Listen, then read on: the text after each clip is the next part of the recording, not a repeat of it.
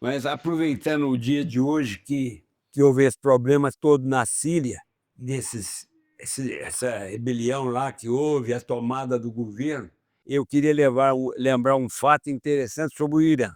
O Irã, até 1979, ele tinha um reinado.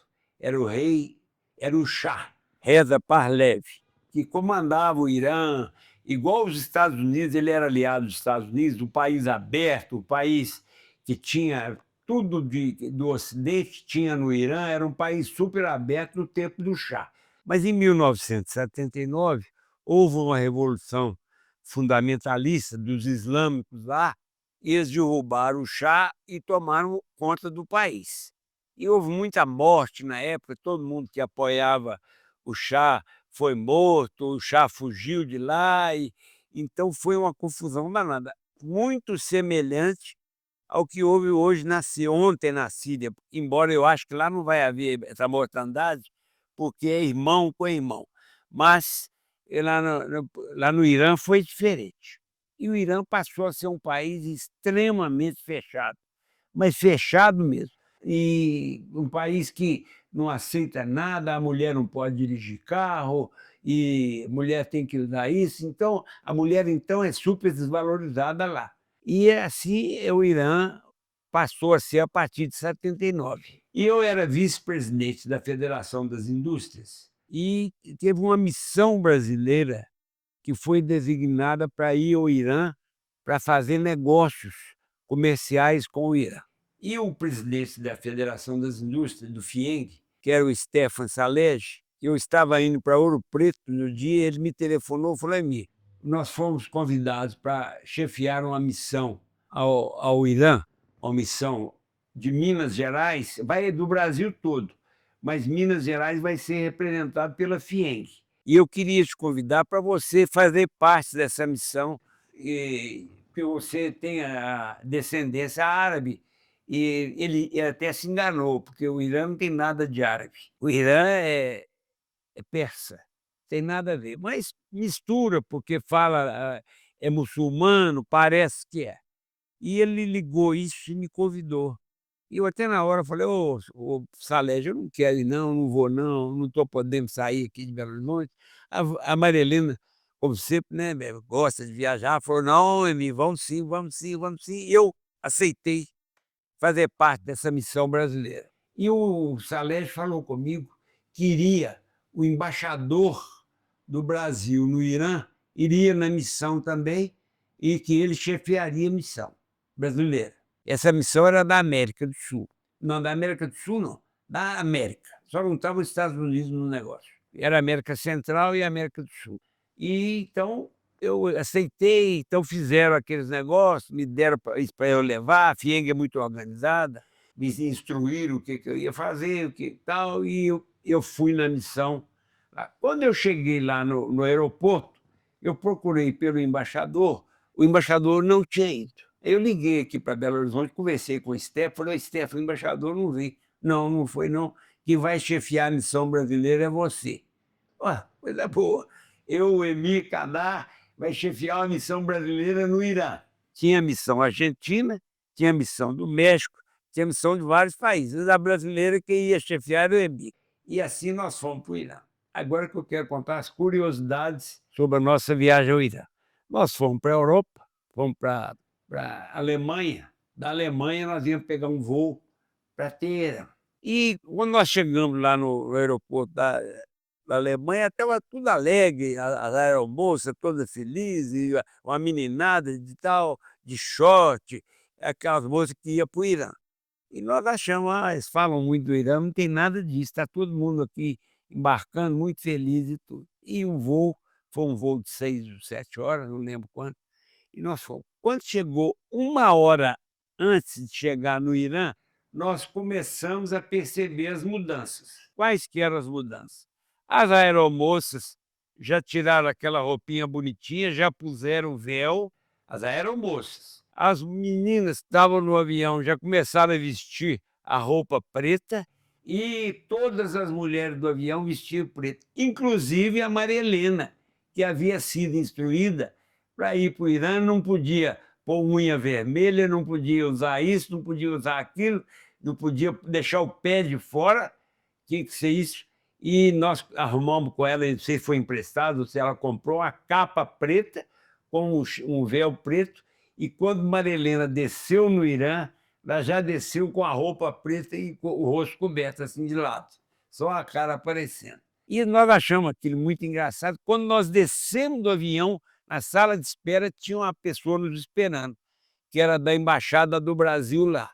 Uma moça que trabalhava na embaixada foi nos buscar, ela falava português, ela era do Rio. Aí ela chegou e falou: me dá as malas aqui, mandou os caras pegar a mala nossa e não vão passar por revista não, vão embora, vocês têm passagem livre, que vocês estão em missão, e saímos lá e fomos para o hotel. Chegamos no hotel, devia ser mais ou menos uma meia-noite, 1h da manhã. Maria Helena com a roupa preta, e eu estava até já com um casaco, mas não estava de terno, não. E casaco, e a Maria Helena aqui fechada, e chegamos no hotel lá pela meia-noite, 1h. Quando nós chegamos lá, a moça avisou, falou assim: ó, amanhã às 8h da manhã, eles vão buscar vocês aqui no hotel. Nossa, nós estamos chegando numa viagem lá do Brasil, uma viagem longa. Paramos, fizemos uma escala na Europa e vamos chegar aqui 1h, 2h da manhã. Que hora que nós vamos dormir? Porque até você desacelerar a cabeça, você não desacelera fácil. E amanhã às 8h eles estão esperando vocês aqui. E tem uma coisa que eu queria falar. A primeira palestra é a sua. Falei: o quê?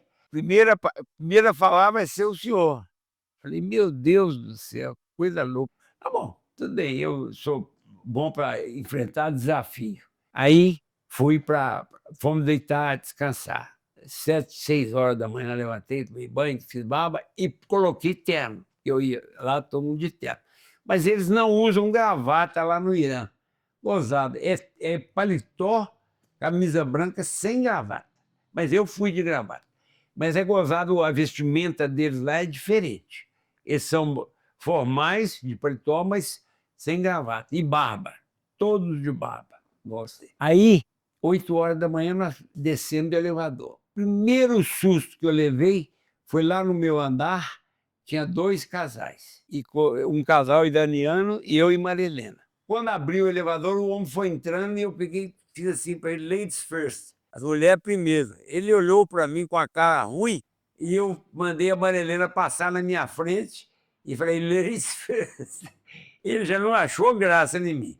Descemos o elevador e viemos. Quando nós viemos no saguão do hotel, estava o moço me esperando com a placa, Emir Kadar. E eu cheguei perto dele, cumprimentei e dei a mão. Quando Maria Helena chegou, foi dar a mão, ele tirou a mão e falou assim: I'm sorry. Ele não podia dar a mão para a mulher. Olha o Irã como é que era nessa época. Ele não podia cumprimentar a mão dando a mão. Aí ele pediu desculpa, pôs a mão para trás e não cumprimentou a Maria Helena. Nós achamos aquilo tudo muito estranho, muito interessante, e a Maria Helena com só o rostinho de fora. E nós fomos lá. Chegou lá no auditório, um auditório enorme, lotado. O primeiro nome que eles chamam é mim, para falar. Eu falei muito sobre o Brasil, eu falava em português e a tradutora que estava do meu lado, que era a mulher da embaixada, traduzia para a língua deles, que é Farsi. Eles não falam árabe. Eles têm uma linguagem do Irã, chama Farsi, ou Farsi, mas é a linguagem deles, é uma outra linguagem. E ela falava e traduzia aquilo para a linguagem deles e eu ia falando muito bem, fui muito até aplaudido, porque brasileiro era uma novidade chegar lá.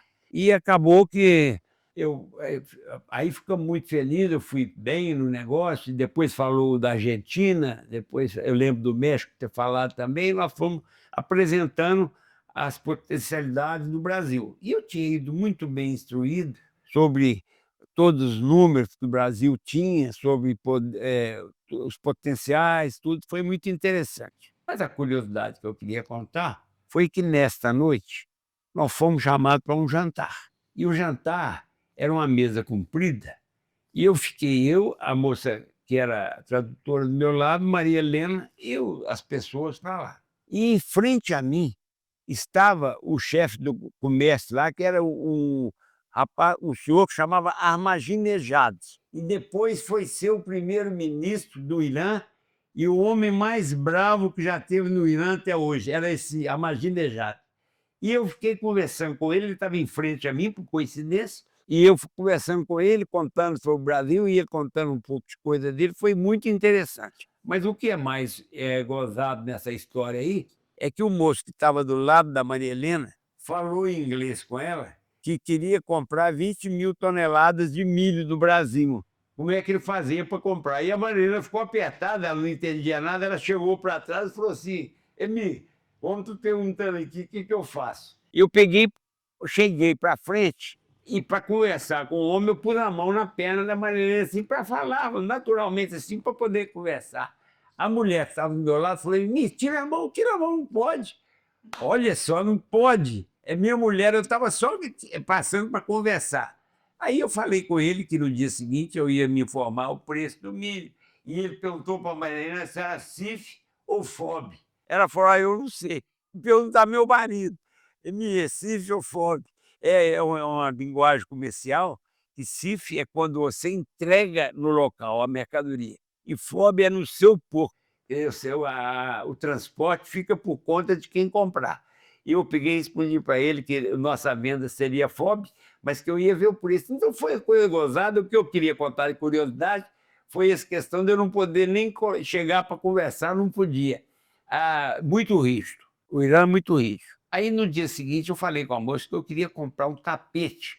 E na minha fala, quando eu terminei a minha fala lá no Irã, eu virei e falei assim para ele: olha, eu quero dizer para vocês que o sonho de todo brasileiro é ter um tapete persa, um tapete iraniano. Aí fui muito aplaudido, porque eles acharam isso a melhor coisa do mundo, que todo mundo aqui quer ter um tapete persa. Aí eu virei para a moça e falei com ela que eu queria comprar um tapete persa. Ela falou: não, amanhã nós vamos conhecer a cidade que fabrica o melhor tapete persa do mundo, que é Isfahan. Isfahan. Aí nós vamos para Isfahan amanhã cedo. Tudo bem. No dia seguinte tinha as passagens já de avião, tudo providenciado pela embaixada, e eles trouxeram as passagens, e nós pegamos um avião regional e fomos para Isfahan. Isfahan é uma cidade maravilhosa, lá no Irã.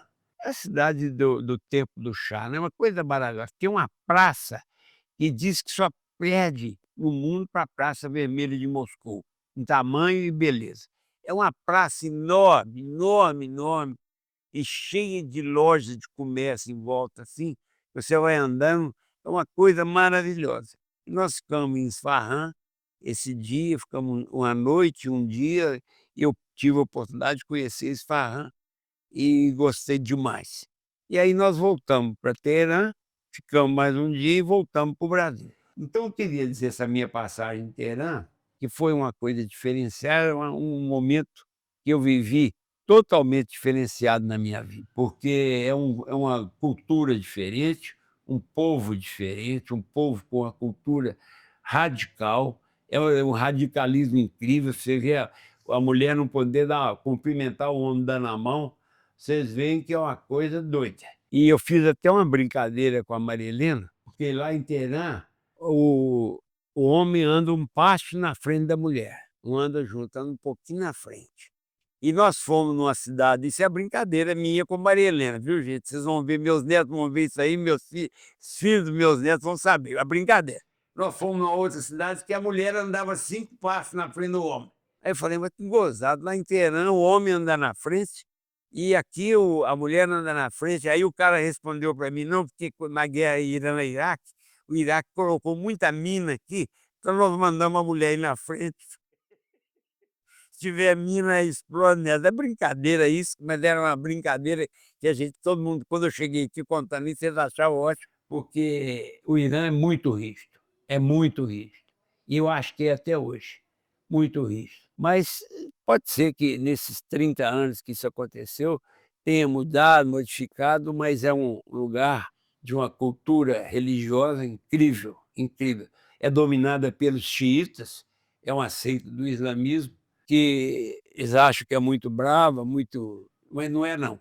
Toda a seita do islamismo é a mesma coisa. Os sunitas também são assim, e os xiitas são, os alauítas são menos, mas são todos muito radicais. É isso que eu queria dizer, esse parágrafo aí. Tapete persa veio. Um tapete persa maravilhoso. E como é que vem esse tapete de lá para cá? Eu comprei uma mala e dobramos o tapete e veio uma mala só com o tapete. Eu paguei um excessozinho de bagagem e lá não é tão mais barato também não, mas é aquilo que você falou assim, eu trouxe de lá, é original, que saiu lá de Isfahan. Então ele está na minha casa até hoje, lá aqui na Pampulha, esse tapete está lá ainda até hoje, mas foi uma curiosidade interessante o tapete.